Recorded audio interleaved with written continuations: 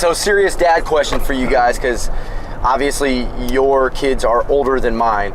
I just read a survey that says the majority of the parents deal with rebelling kids around the age of 13, and then 1 of 10 parents deal with 10-year-olds that start rebelling.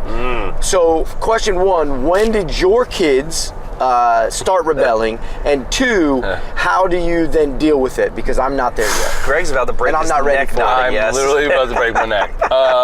Busted Rhymes over here. Yes, I would say it seems like it's younger now. 10, 8, 9. I agree. 12 seems kind of late. 13 it seems late, dude. They start the attitude, the talking back, the sassiness. It starts about 9, 10, and it does not stop. Yeah. I'm dealing with an 18-year-old and a 12-year-old, and the 18-year-old is now, the attitude is moodiness. Their lives are so hard, man. Right. You know what I mean, like, everything is the end of the world. Everything is an emotional issue, a problem. You don't understand. You just don't understand that. What don't I understand? Yeah, but you're dealing with 2 girls. Yeah.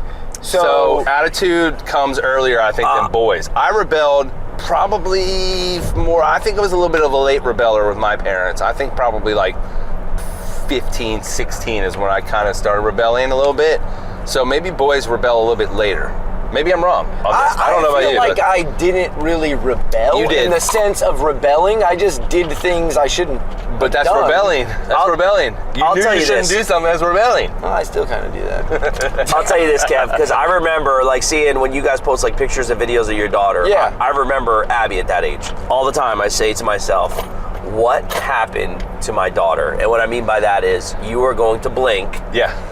And this sweet little cute, Yeah, oh my right, God, right, look, she's wearing, Minnie Mouse ears and all this, like that whole thing. And then you're not cool anymore. It's like all of a sudden it's just like, yeah, whatever, Dad. Yeah. And you're like, whoa, Yep. like what happened? Like we used to play Legos, we used to play video games, you used to want to watch TV with me. It's like, just get out of my way. It's like, what? Like what? Okay, so you guys obviously agree with that survey then. So then how, as parents, do you deal with it? Like, how do you... It depends how serious it gets and what kind of repercussions are going on from their actions or are about to happen from their actions. But the only way you deal with it is you have to set your ground or stand your ground that you're the parent. Like, you're not going to talk to me that way. You're not going to disrespect me like that. This is my house. These are my rules. If you don't want to follow them, good luck. Yeah, I'll tell you. Good luck. I'll tell you when kids think they know everything, man. When I first started getting the lip and everything like that. I have a short fuse to begin with, so it's like you say something to me and I just lose my cool. We know.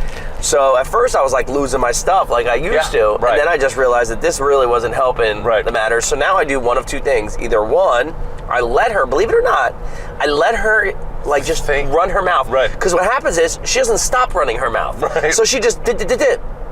And did. Right.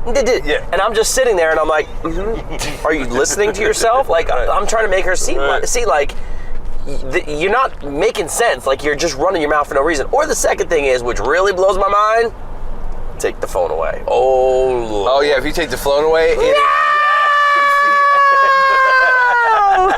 that is the only thing that you can do in this day and age. That it is the end of their world is if you take the phone away. Now, listen, real quick. Hold on, real quick. Do you remember? Because I gotta explain to him what it's like.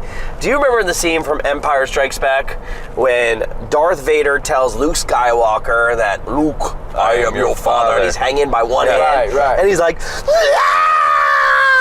That's similar to taking a child's iPhone away from them. Okay, but sometimes kids now, they have other avenues. They have a tablet, they have a laptop, they still have ways to communicate. You have to cut off all communication.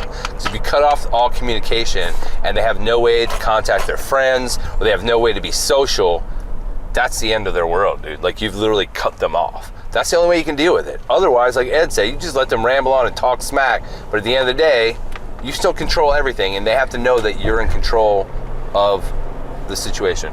Or you just buy more beer.